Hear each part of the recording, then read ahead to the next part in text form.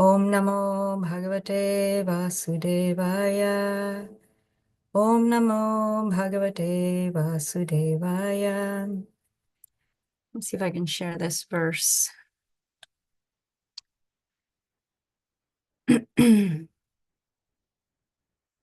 Okay, so can I share? Yes, I can share. Okay, so we can see the verse here, 1084:39. Okay, perfect. Yes. Rinayishtribir dvijo jato devarshi pitrinam pravo yagyadhaya na putraistani anishtirya tyajan patit. Okay, and Rinai with depths, Tribi, three, Dvija, a member of the twice-born classes. Jata is born, Deva, to the demigods. Rishi, sages, Pitrinam, and forefathers. Prabho, or O Master, Vasudeva. Yagya, by sacrifice. Adhyayana, study of scripture. Putrai, and begetting children. Tani, these debts. Anistirya, not liquidating. Tyajan, leaving his body. Patet, he falls down. Translation: Dear Prabhu, a member of the twice-born classes is born with three kinds of debts, those owed to the demigods, to the sages, and to his forefathers. If he leaves his body without first liquidating these debts by performing sacrifice, studying the scriptures, and begetting children, he will fall down into a hellish condition. Okay. Concerning the special obligations, purport, sorry. Concerning the special obligations of a brahmana, the Shruti states, Jayamano vai brahmanas tribir rinavan jayate brahmacharina rishbhyo yagenya devebhya prajaya pritibhya. Whenever a brahmana takes birth, these three debts are born along with him. He can pay his debt to the sages by celibacy, his debt to the demigods by sacrifice, and his debt to his forefathers by begetting children. And here's that verse again. Dear Prabhu, a member of the twice-born classes, is born with three kinds of debts, those owed to the demigods, to the sages, and to his forefathers. If he leaves his body without first liquidating these debts by performing sacrifice, studying the scriptures, and begetting children, he will fall down into a hellish condition. Om Jnana Timirandasya Gyananjana Shalakaya Chakshurum Militam Yena Tasmai Shri Gurave Namaha. Namo Vishnu Padaya Krishna Prastaya Bhutale Shrimate Bhakti Vedanta Swaminiti Namine Namaste Saraswati Deve Gauravani Prachayane Nirvisesha Sunyavadi Paschatya Deshatarine. Jaya Shri Krishna Chaitanya Prabhu Nityananda Shri Advaita Gadadhara Srivasadi Gaura Bhaktavinda. Hare Krishna Krishna Krishna Hare Hare Hare Rama Rama Rama Hare Hare. Okay, may we be able to hear something for our own benefit from these verses, from these explanations, from our discussion, and any shortcomings, any mistakes that I make should not reflect upon my teachers, basically just my own laziness. Okay, so this is a very interesting verse because at first we hear it. So we know what's happening. Shukadev Goswami, correct me if I'm wrong, is narrating. And now this is a conversation between Narada Muni and Vyasadeva and the other sages. And so, I mean, when we first read this, if you don't perform these sacrifices, first of all, it's talking to the twice-born classes. So the varnashram system, the varnas, and we're talking about the Vaishyas, the Kshatriyas, and the Brahmanas. So this is twice born. And so they have debts. They come into this world with debts, and you know they must be liquidated, so they must be paid back. And this is done by sacrifice, studying scriptures, begetting children. Okay, so we'll get into that in a moment. Otherwise, he will fall down into a hellish condition. Okay. So what does that actually mean? So the understanding here, and we're going to get into an exploration of what this of how we reconcile this with other things that we find in our scriptures, and how do we come to an understanding so that we can apply it practically in our lives, and therefore make advancement. So the first thing is basically there are obligations that are sort of like paying taxes, and I think it's tax season. And so this is part of our society. There's a social contract that if you want to enjoy certain benefits of living in a society, you have to reciprocate with that. You have to put in your part, do your part. So if you want to go to the park and you want it to be clean, there's taxes. This is how the government gets these things. If you want the streets to be clean, if the garbage, people come and pick things up on a timely schedule, this is all provided to the residents by the government via taxes. And so it would be inappropriate for us to benefit from a nice society or a safe society and not want to give anything back. And so this is the basic understanding of this, that you come in and you owe something to someone, and that's not that seems rational, right? Our parents did a lot of things for us. They took care of us, and then there may be something that we want to reciprocate with them. So this is talking about the forefathers and the sages and the demigods. So we come to understand that what services the demigods are providing for us. They're basically the administrators of everything that we see, and there are many things happening behind the scenes that they're taking care of. Okay, so we can understand what that means about the demigods. They are administrating at a higher level than, say, the government that we just talked about at a societal level. And the sages. So I found this curious, and we talked about the forefathers, right? And we'll get a little bit into that in a moment. But the sages, I found this interesting. He can pay his debt to the sages by celibacy. So what does this mean? How is it that being celibate, this practice of brahmacharya,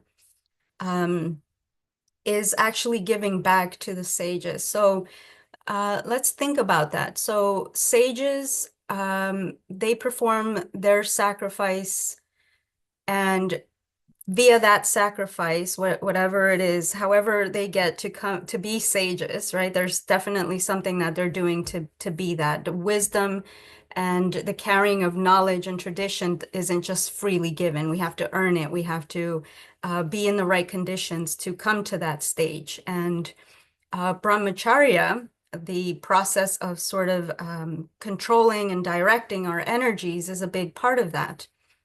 And so if we think about it, we come across sages who have basically put in the work to be the sages that they are. This is how they have knowledge, they have wisdom, and they're able to be the example for us. We benefit from that. And it's stated in the Bhagavatam that just by coming into contact with these sages, this is how powerful they are. Just by coming into contact with them, that actually purifies us. So if they've done what they've had to do to get what they are now offering to us, which is wisdom, knowledge, tradition, it wouldn't be appropriate for us to not reciprocate with that, to not honor that by also doing the same thing in kind. So, for example, controlling our own energies and directing them in the right place. So if we think about parents, it's, for example, you have a child, a teenager, or a tween. We know that if they behave, this is usually how the parenting dynamic works. If they behave, if they show respect, if they do their duty, if they, go to school, which is usually just the child's only duty, then they get more freedom. They get things given to them. And so it's the same thing. It's just an honoring what has been given to us. And so I found that really interesting, that the connection between celibacy and reciprocating with the sages. Uh, if anyone has any thoughts about that, I'd be really curious. And then we're seeing demigods by sacrifice and forefathers by begetting children. So are you meant to be celibate or are you meant to beget children? What it seems to say here is that there are different times in life when there's a time to be celibate, control your energies, direct the energies in an appropriate way. Then there's some learning that happens at that stage. The debt to the demigods, basically paying our taxes and begetting children, which may come at a later stage in life. And then giving that up later when it's time. So everything follows a progressive order. And okay, so here we have this about like we're born with debts and we have to pay them back. So the first question is, well, wait a minute. We've been told that if I surrender to Krishna, I don't actually have any debts. And there's a purport in the Bhagavad Gita where the verse 238, Prabhupada quotes yet another verse in the Srimad Bhagavatam, and that verse is 11,541. And he says, anyone who is completely surrendered unto Krishna, and by the way, that's another conversation with Narada Muni and Vyasadeva. No, sorry, Narada Muni and Vasudeva, if I'm not mistaken. Anyone who is completely surrendered unto Krishna Mukunda, giving up all other duties, is no longer a debtor. Nor is he obliged to anyone, not the demigods, nor the sages, nor the people in general, nor kinsmen, nor humanity, nor forefathers. When I first read that, I thought, oh, thank God, I don't have to do anything that just free. Okay, but then that's not appropriate either. Krishna consciousness, higher consciousness doesn't mean I don't owe anybody anything. I don't have to do anything. Because I'm Krishna conscious, I'm not going to walk into a store, take something without paying and say, well, I don't owe anybody anything. And if I choose to not pay my taxes, it's possible, there is a possibility that I can end up in jail. So this falling down into a hellish condition, I would say I don't want to go to jail because that sounds like a hellish condition. And so this is how we can see this. Patet, the fall down, is being explained as falling down into a hellish condition. And that seems to be appropriate. If you don't do your duty, you don't give back, you don't really get to enjoy the things that are being provided. You lose your freedom in a sense. So we can get into what all of that means, but that would take us away from the point. So, okay, how do we reconcile this? So is it let's see, there's another verse here, 431. The canto 431:14, the Srimad Bhagavatam, as pouring water on the root of a tree energizes the trunk, branches, twigs, and everything else, and as supplying food to the stomach enlivens the senses and limbs of the body, simply worshiping the Supreme Personality of Godhead through devotional service automatically satisfy the demigods who are parts of that Supreme Personality. So now we're starting to understand, or I am, how this is all meant to make sense. So it's about understanding the source of everything that I have. That's what it means to completely give everything, to completely surrender, means I understand where this is coming from and I understand where everything I have is meant to be going. It does not mean I get to do nothing, because even Krishna in the Bhagavad Gita says, even I do things. I have lots of things to do, and if I didn't do them, then people would take that as an example and say, well, I don't have to do anything either. So he's giving us by example. It doesn't mean that to be completely surrendered and to not be in debt to anyone, to not be obliged, which sounds really good. Doesn't mean that I just get to kind of hang out and you know, just, I don't know, whatever it is that hanging out, hanging out in a Brahmajyoti or something like that, just chilling and being peaceful. Um, okay.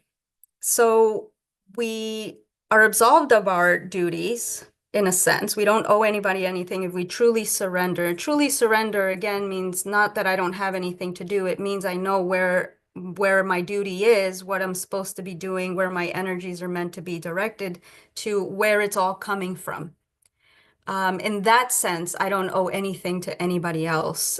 So in a practical sense, in any moment, I can say, what is my duty here? What is the highest value?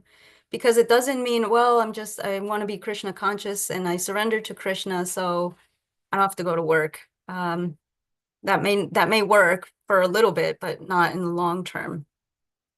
So what does this mean? And thinking about this, when we don't owe anybody anything, and we're not obliged to them. How often do we, are doing things we don't want to do? People go to work and they're doing things that it's not really in their heart. I'd rather be doing something else. I'd rather be writing. I'd rather be making art or whatever it is that the thing that is in someone's heart. You're not free to do whatever you want because you've chosen to, okay, make this exchange. I give you this time and this energy and you give me money back. Okay. Um, but what does it mean to not be obliged in this sense? To not be a debtor. I don't have to give anything to anyone. That just frees us up for what? Frees us up to give as an act of love. It doesn't mean don't do anything. It means do everything from the right consciousness, from the right place. And that's love. So if we have a duty to say my family, to my child, to take care of this thing, to take care of that thing, if I don't owe anybody anything, if I'm not obliged to do it, I'm not being forced to, like being forced to go, forced. No one's forcing us to do anything. It feels like we're being forced to go to the office because I've made that choice that I'm going to do this in exchange for that. But when we're not obliged like that, then we can act in complete freedom and that freedom to act from love. So then I do the needful thing, but it comes from a different place. And that's what it means to not be obliged. It means to do things from the highest value, from the highest consciousness. Where is this going? This is going to the highest things, Krishna, and then everything that encompasses. Where is this all coming from? It's coming from the source of all things, from Krishna. And so in this way, we act, we do our duty, we're placing everything in its right place, and we know the right place where everything comes from. And therefore, ideally, we're peaceful, we feel liberated, right? Because I'm only acting out of my own accord. I'm only acting out of love. So back to that example of, okay, I have to go to work. I don't really want to do this. I don't love this. But that act in and of itself of taking care of one's family is the act of love. And so we are choosing that thing for a higher value, for the highest purpose. What is the highest value in this moment? And so in that sense, imagine the liberation. You don't have to do it. We don't have to, provide for anything for anyone. We see here, we're being told what will happen if you don't. You'll end up in a hellish condition. What does that mean? Well, if you don't provide, if you don't go to work and you don't pay your bills and you don't pay your rent, then you get kicked out and you can end up living in a place that's not desirable, aka a hellish condition. So I think, at first it's, oh my God, there's more things I need to do. What? More sacrifices? I owe more people things. I already have to, buy things and I owe the government this and I owe this person that. And it just can get overwhelming. But that's not the point. It's not about giving us more things to do. As a matter of fact, the next verse is actually going to clarify that a little bit, but we'll leave that for who's reading tomorrow. So I lost my train of thought there. Okay. So that's where we are here. about what these debts are, who do we owe them to, what's going on, what's happening. There's one other point when we go to that verse that was mentioned, 11:541, about anyone completely surrendering unto Krishna, Mukunda, giving up all duties is no longer a debtor. When we go to that verse and read, it actually takes us to another verse in the Srimad Bhagavatam, and it's a very interesting connection. 11:29. 11.20.9. As long as one is not satiated by fruitive activity and has not awakened his taste for devotional service by Shravanam Kirtanam Vishnu, one has to act according to the regulative principles of the Vedic injunctions. So why is this being brought into the conversation in connection with that? We can't, this is the process that in order to give everything freely, we can't hanker for it for ourselves. So being satiated, if we're not satiated by what we're doing, we're just going to keep trying to get. And that's the opposite of the give, give, give, give, give. When I need to get things and I'm working for this, fruitive activity, the fruits of my labor, because I'm not satiated there, I'm the one that's binding myself to that thing, to that place, that situation where I may not be able to act from love, because it's definitely, well, I have to do this to get that, then I'll feel happy, satisfied. But we're binding ourselves. That's the whole point of, fruitive activity. How does action bind us? And it's that the source of it is my desires, the things that I'm still hankering for, still desiring, still trying to avoid, and the strategies that I use to try to fulfill those things. So this requires honesty. I have to be honest with myself. Where am I not satiated? Why am I doing this? What are my motives for doing this thing or that thing, for giving here, for engaging with this person? What are my motives? What am I trying to get out of it? Because if I don't see how I'm binding myself, then I'm just going to blame it on everybody else. Oh, you're putting me in a hellish condition, Prabhu. Stop that. Uh, that's not, that won't really help us if I'm part of the equation. And so this is why, going back to the first verse that talks about this brahmacharya, this engaging of our energies, controlling our energies, containing our energies is so important. Then we just end up back at the regulative principles. Why do we do this? So that I can contain, I can control, I can honor, and then I can receive. If I'm in that space of my energies not being scattered all over the place, I kind of go through that every single day. I'm like, there's things everywhere, things happening everywhere, then I'm not going to be in a place to be able to receive what the sages are giving. I'm not going to be in a place to hear. I'm not going to be in a place to take in the wisdom, to take in their example that they have actually done the sacrifice to gain. So it all comes full circle. And then this is why to me, it becomes very practical. This is why I practice this and this and this every day, or practice not doing this or not doing that it's not about the rules. It's about love. It's about honoring. It's about knowing where things are due and that honesty. So again, going back to tax season,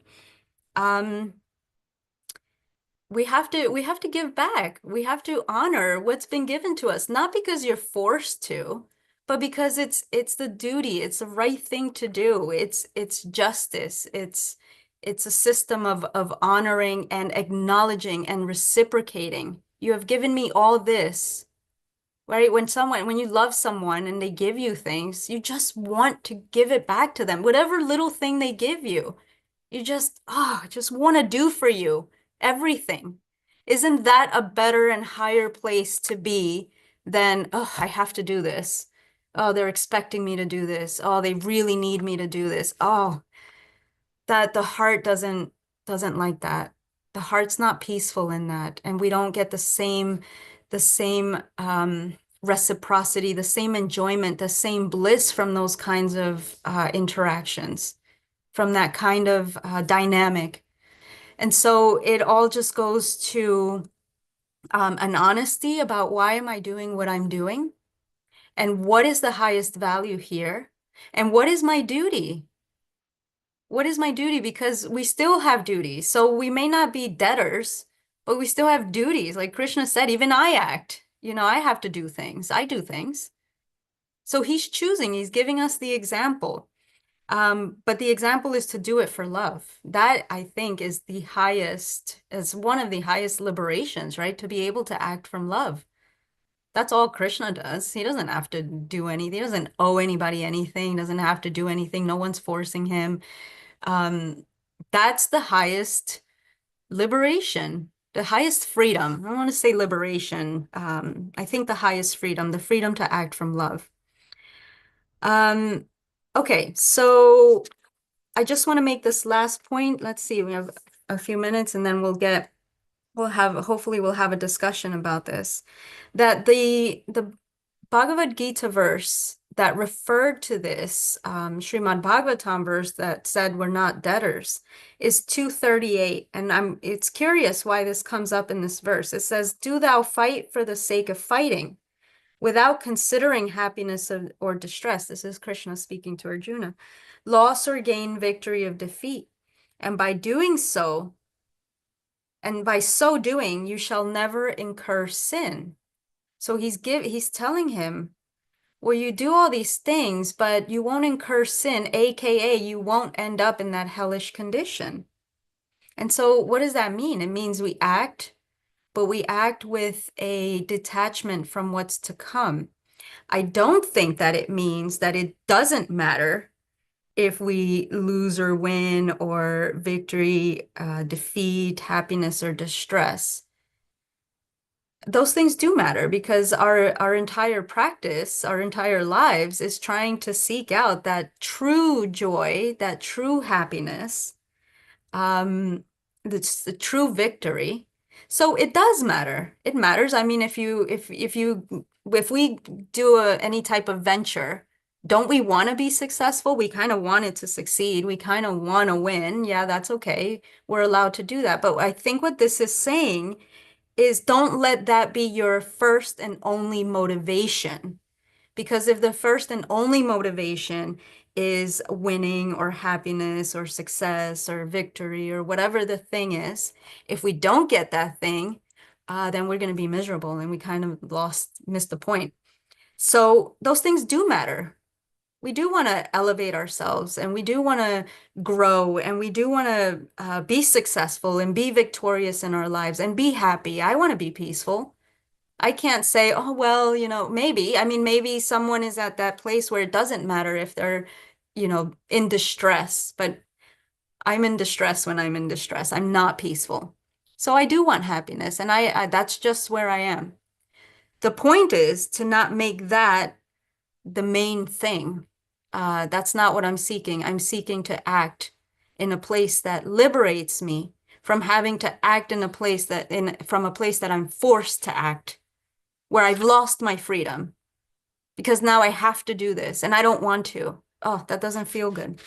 And so we're just seeing all of these, following the trails of the sages, what's in the Shastra, going to one verse and Prabhupada and his disciples who helped at that and just helping us go, following the trail from this verse to that verse. Well, why does it say this over here? And why does it say that over there? And now I'm confused because these two things seem to be in contradiction.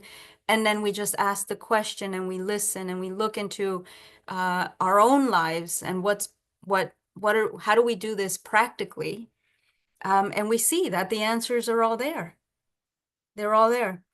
So um, okay, dear friends, let's discuss. Any questions, comments, corrections, worries, concerns, fears? Thank you. Thank you, Lila Devidasi. Jamuna Jaya. I Yeah. doubt it's a fear or a concern. I think it's ecstasy, which she's about to share.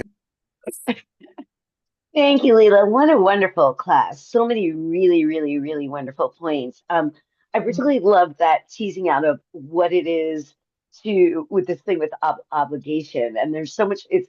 I'm watching two people that are caring for a family member, and that's what immediately brought to mind. And one of the person is just giving. It's like it is quote unquote the thing they should do because it is their family member, but it's being done by that love. And the other person is like, I have to do it, and you can see that they're so bound by it.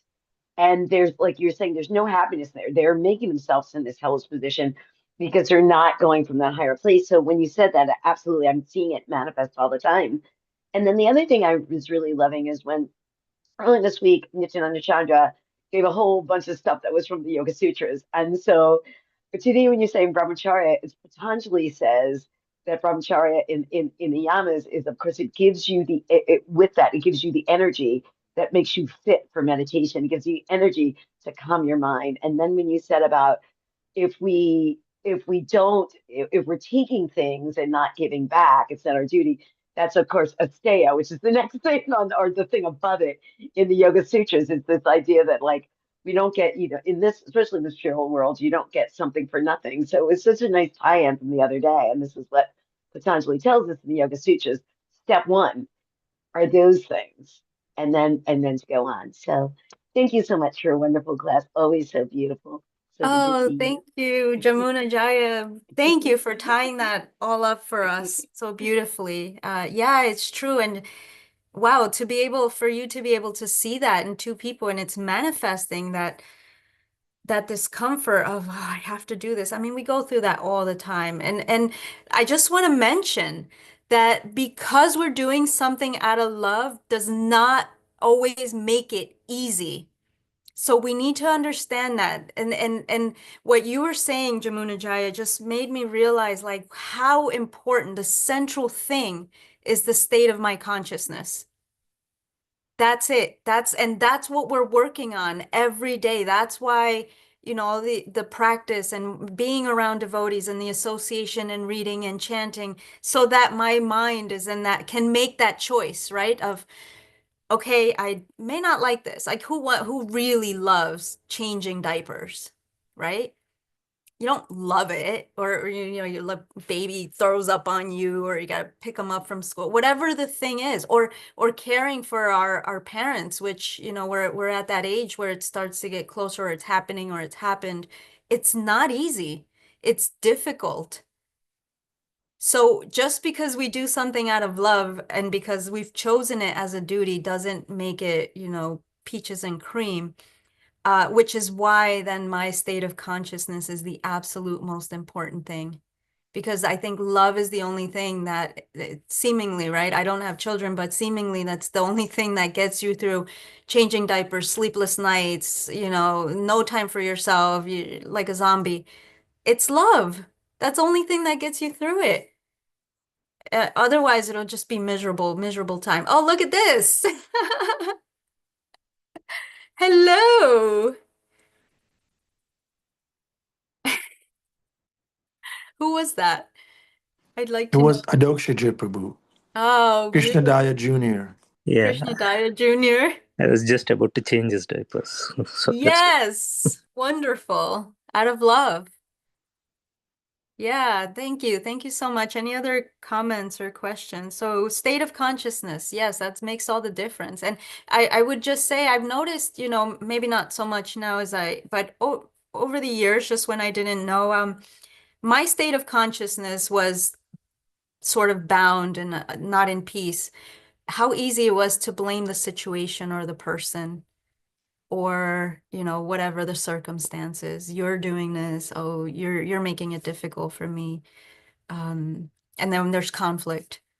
But really, it's my state of consciousness. I'm not saying I'm a big proponent. I think everyone here knows this of like communication, conflict resolution. Let's be honest about these things and talk about the difficult things.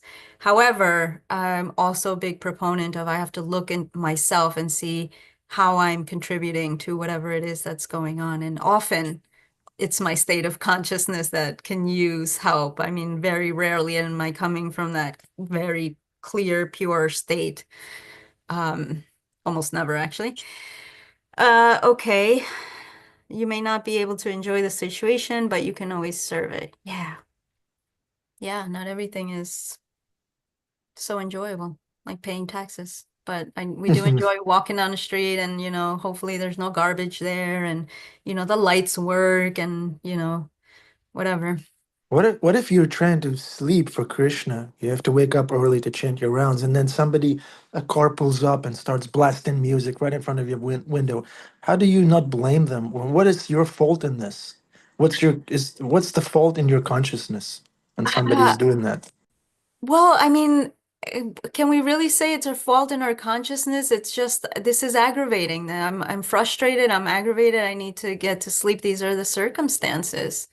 And we can't control other people. I mean, how the only thing I can control is how I respond. Yeah, I mean, y- people just do things that are inconsiderate all the time, but the only thing I can control is my own state of mind. So I certainly wouldn't internalize it as like, oh man, it must be some like horrible karmic debt that, like I can't get to sleep. Yeah, I'm not sure because that's also we don't want to do that either, right? Like everything, the opposite, the ego. I've noticed this. The opposite of like I'm the center of the universe, that kind of egotistical, it's all about me. The opposite is I'm the worst thing ever, like that this Still, Prabhupada's the still in the most center. fallen. Still in the center. Yeah. Yeah, you're not the most anything, so Yeah. to think that I'm the cause, that I'm so powerful, I'm the cause of every single bad thing that happens. Uh, I'm still thinking I'm the doer, and I'm really not. You're the screwer.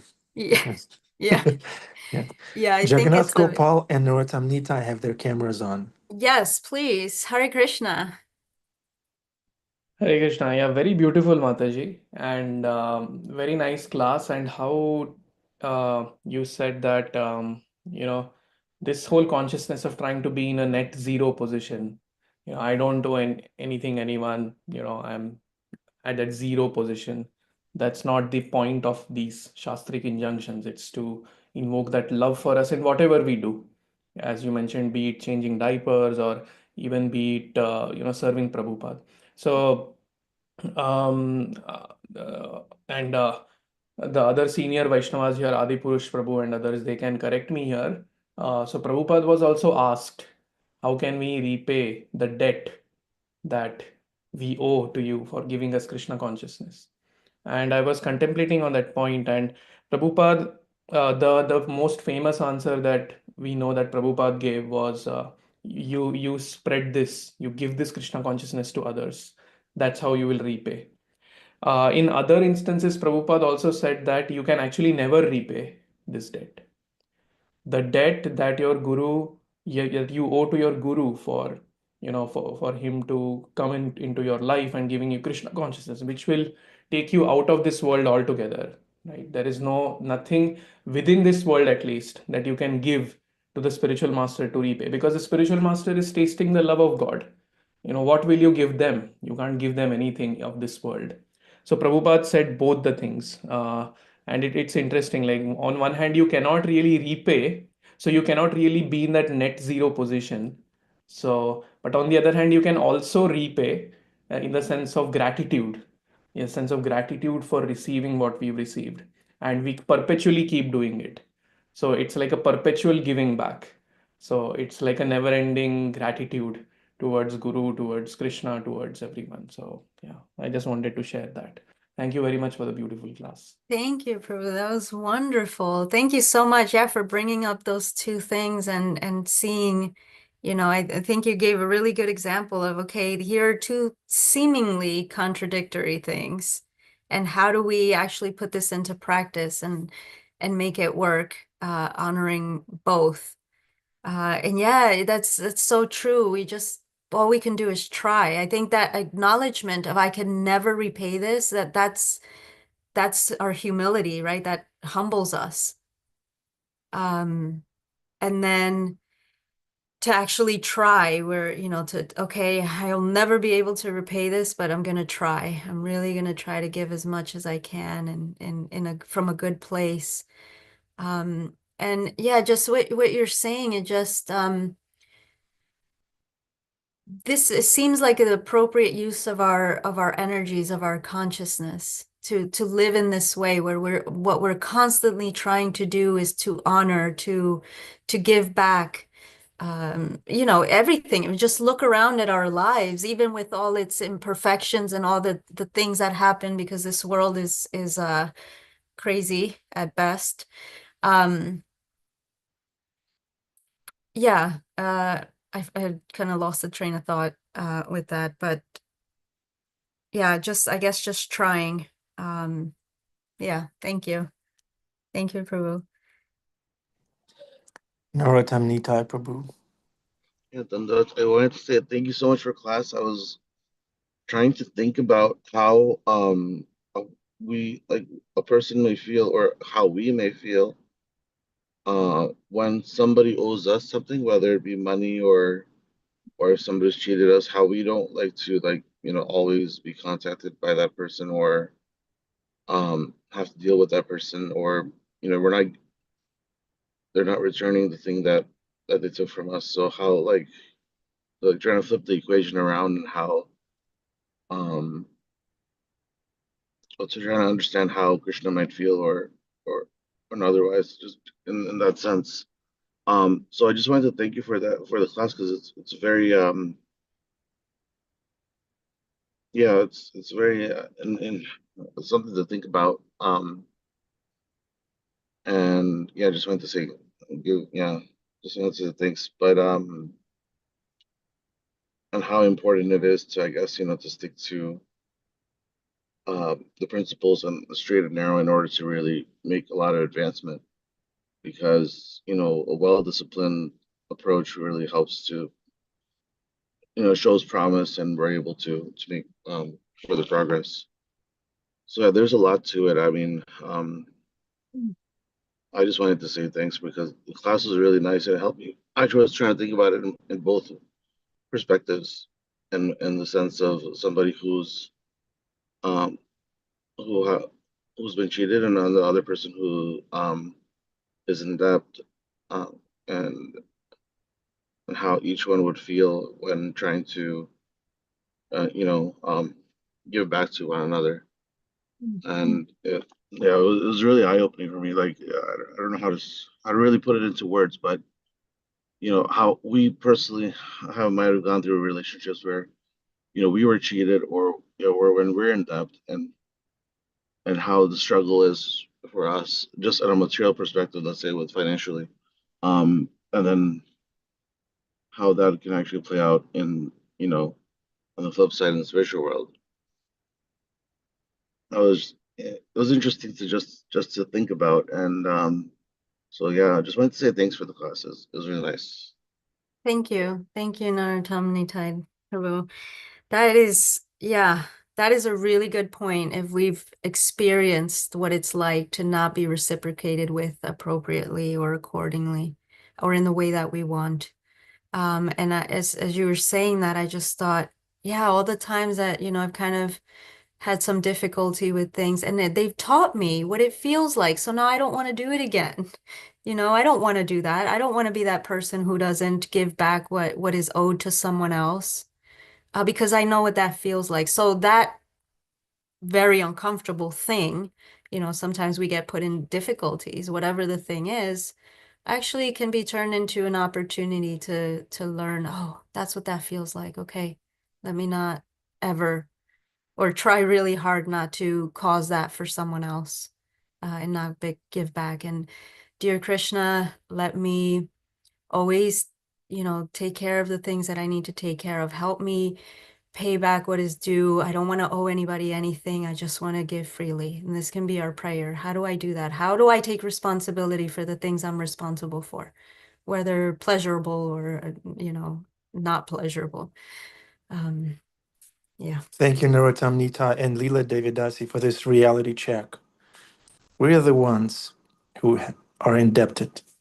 Krishna Daya Prabhu.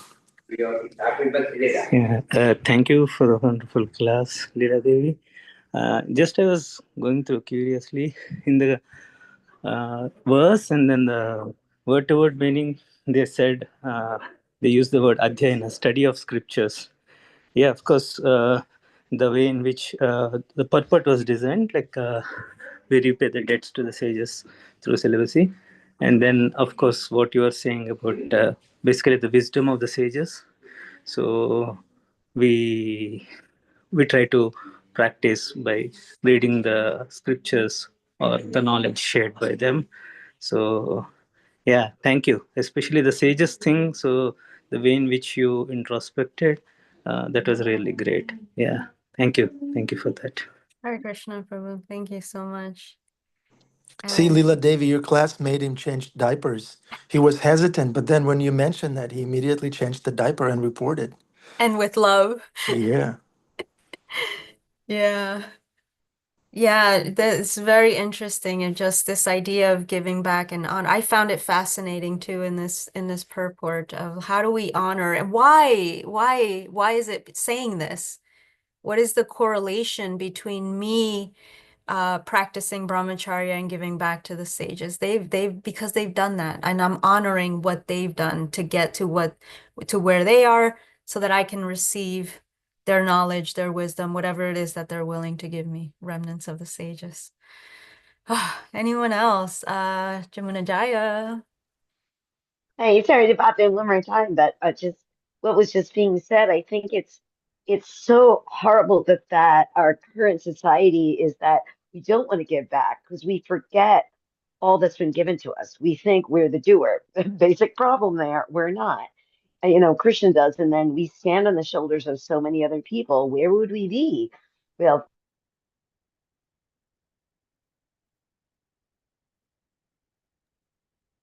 Jamala Jaya. Frozen in ecstasy. Yeah. Adipusha Prabhu, if you're still awake, is Prabhupada inspiring you to say anything? Unmute. Time for darshan. Darshan time. Okay, darshan time, dear devotees. Jai. Thank you, Leela Devi. Wonderful Hare Krishna. class. Very therapeutic. I need to take this one out, use hers. I need to.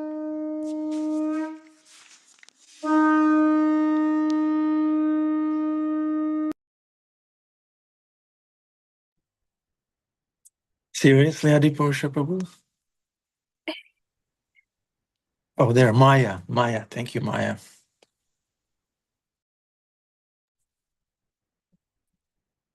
This is Yoga Maya.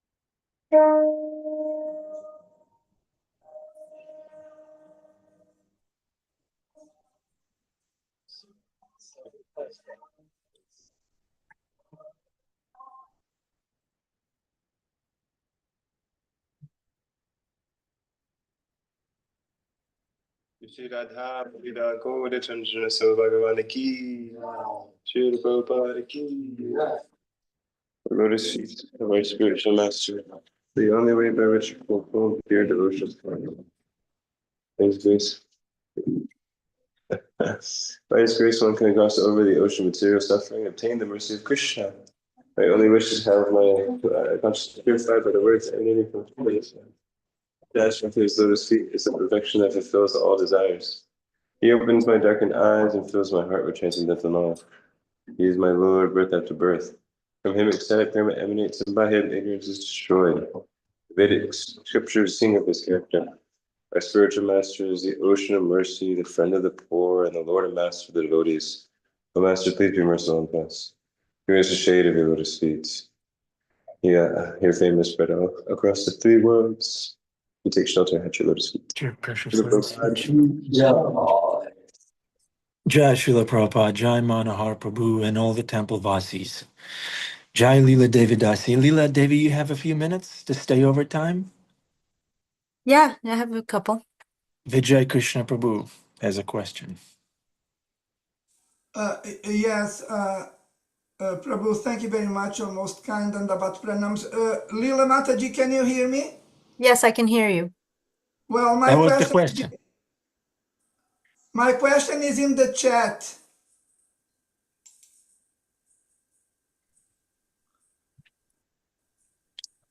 Related to being in debt, the process of devotion states that if I surrender to Krishna, all my debts become automatically solved. My question is, why is that my landlord insists on wanting me to pay the rent? Please, thank you and Hare Krishna. Yeah, looks like a injustice here. Horrible. The nerve of him. Yes, the nerve of him. Yeah, well, I think it just goes back to, what we were talking about, paying taxes. Just because we're Krishna conscious doesn't mean we're owed anything. Nobody owes us anything for free. And the landlord also has a family to provide for, and they bought the building, now they want rents, and we still have to act in this world.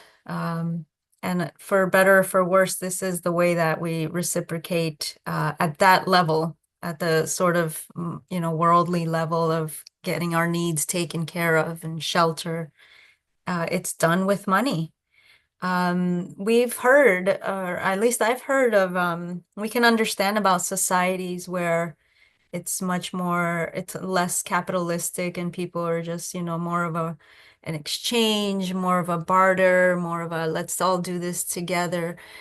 I guess the question is, how do we create such societies? But yeah, I mean, I think it's the same point of like, I can't walk into a store and say, well, everything belongs to Krishna, therefore I shouldn't have to pay for this, and we hear from senior devotees, Brahmatirtha, I saw Prabhu popped in earlier, and he tells the stories of, the devotees in the early days, they would go around and steal everyone's flowers, and just they really thought this everything belongs to Krishna, and they Ayendra Prabhu stole from a cemetery and he got caught. yeah, and then you end up in a hellish condition. You end up in jail, um, or whatever. And then it took time for them to realize that's not what this means, that everything belongs to Krishna. It does not mean that it all belongs to me and I can use it however I want. That was was not the right thing to do. And so, sure, it was in their innocence, that they did those things. However, if anyone's sort of gardened or, created something and for someone just to come and take it, that's, that wouldn't feel right. We'd probably be angry about that. It's because it's unfair. I put in the work for this. Why should you get it for free? Because there's reciprocity, because we want to give and not just take. Yeah, as far as in the material world, yeah, it's just there's taxes and there's rent and there's bureaucracy and it's just is what it is.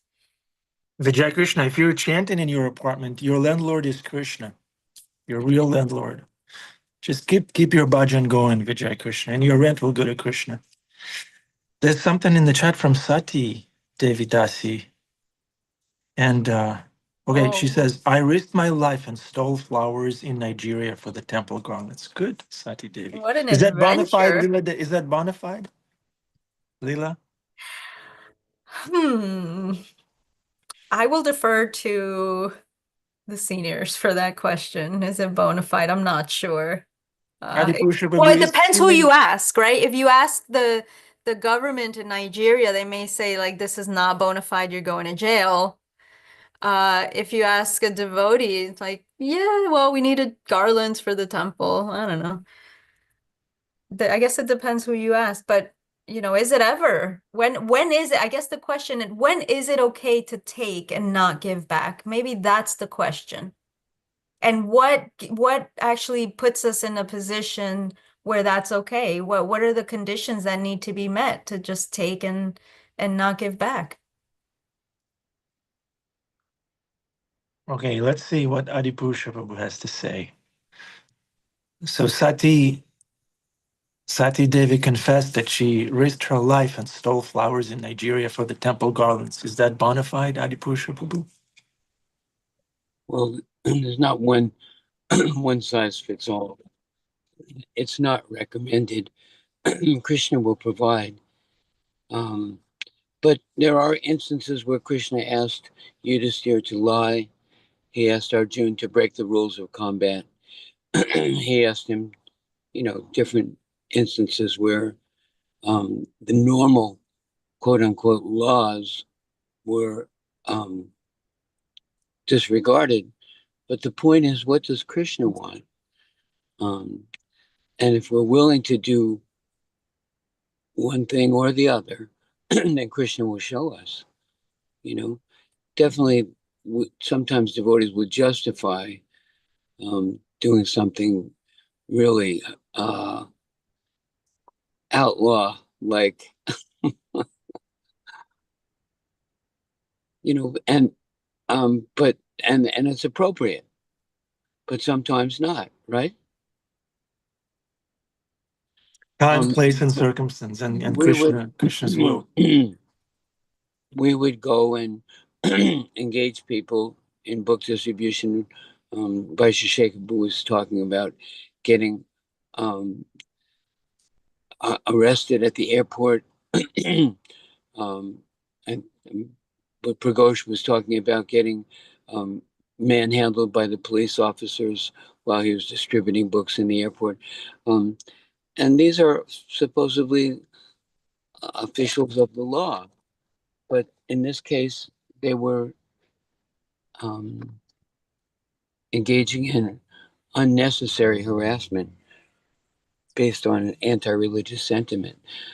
But there are times when we should follow very carefully and try to do things in such a way that will not disturb others.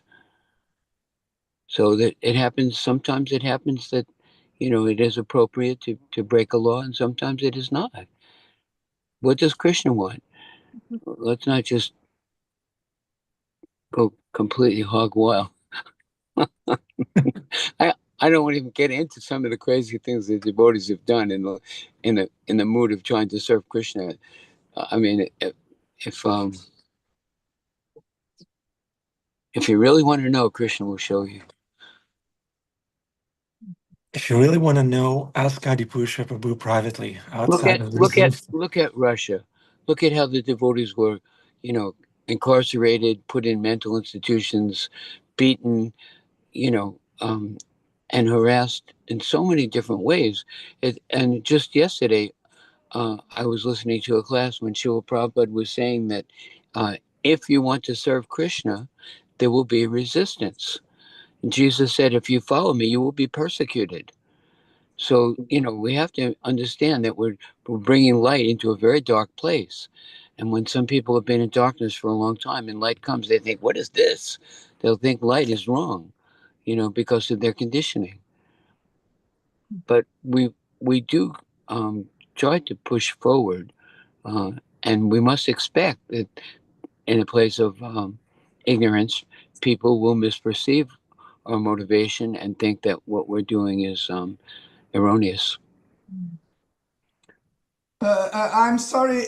One of my, if I may, one of my strategies is to delay the payment of my rent, and it works. I didn't get evicted yet. Yes, and we hope you don't. Yeah.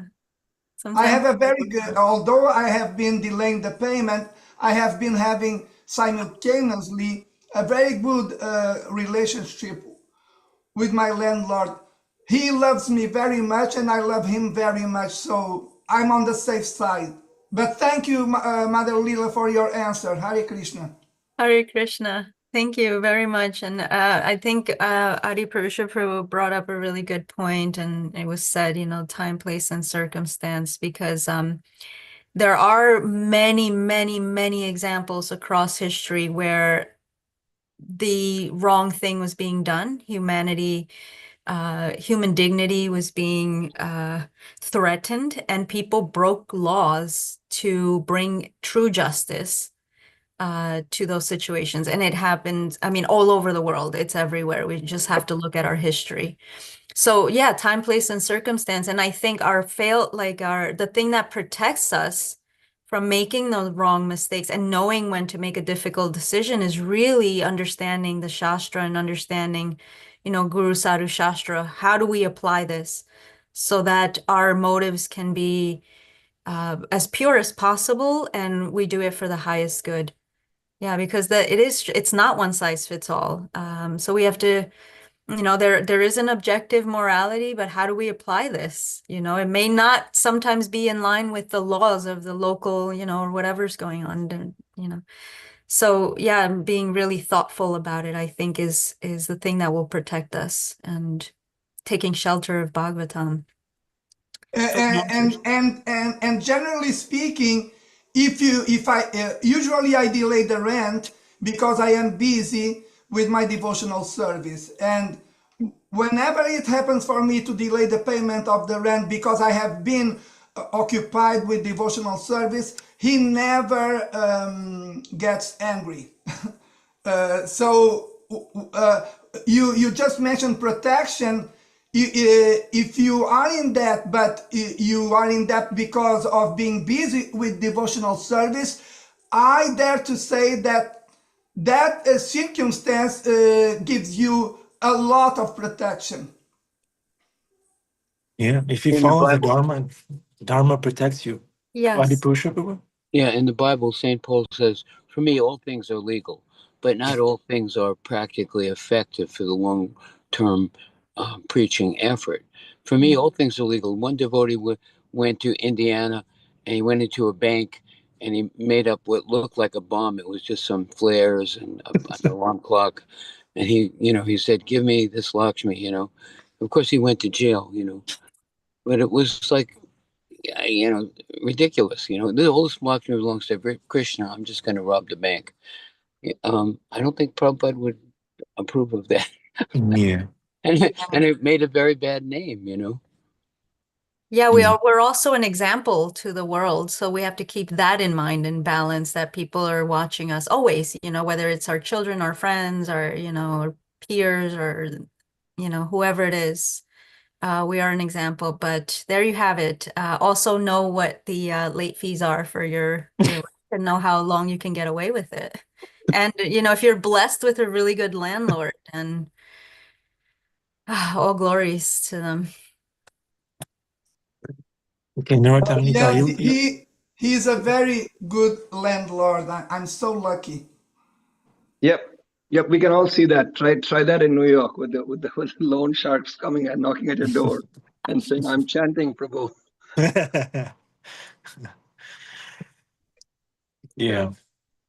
Okay, Naratamnita Prabhu, you'll be the finisher for today. Oh, sure. Yeah, I just wanted to say, so sometimes it's like, yeah, I don't know, that like that book Catch 22, or the economics of being able to drive to the temple to get darshan and sit there and do a few rounds during the week. So there's so I know Krishna appreciates when we go do an extra effort in order to do some service for him, but also there's also that I guess you could say what's feasible to us to actually do perform as devotional service. So there's a lot to say about it, and I would just say that as we're progressing throughout the years, I guess the more we're focusing on Krishna consciousness and coming together as devotees, I guess naturally there'll be more facility for those devotees that don't want to deal with the landlords and want to just have more focus on their Krishna conscious life. So I guess overall, as we're progressing um, through the years into the future, so to speak, I guess there'll be more and more facility for that. Hopefully, they'll continue to grow. That's my hope. So yeah, that's just want to say that, and then that's her. Yeah, thank you, Naratamnita. Yes, if we want what the kind of society we want, we have to build it. If we want that, we have to do it. And Prabhupada gave us a formula, so we can No do one's it. gonna do it for us. Yeah. No one's gonna do it for us. Bhaktivinoda Thakur left some service for us. He could have made this whole world Krishna conscious, but he left some service for Adipusha Prabhu, for Sundarananda, Narottam Nitai, for all of us, for Vijay Krishna. Yeah. Okay. Shrimad Bhagavatam ki jai, Srila Prabhupada ki jai, Lila Devi Dasi ki jai. All glories to Thank the you. assembled devotees. Hare Krishna. Hare Krishna, Prabhu.